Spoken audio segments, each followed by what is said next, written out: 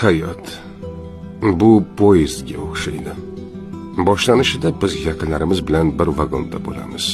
Onalar, otalar, buvalar, bolalikdagi do'stlar, qo'shnilar, sinfdoshlar. Hammamiz bir-birimizni taniymiz. Har bir yuz bizga tanish.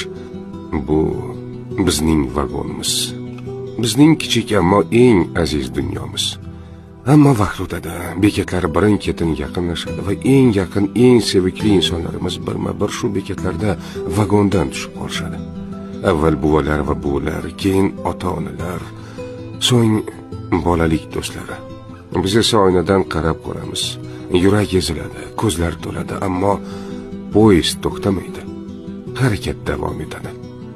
Vagonga esa yangi odamlar chiqadi. Notanish yuzlar, notanish ovozlar. Ba'zilar bilan tanishib qolamiz, ba'zilar bilan shunchaki yonma-yon yuramiz.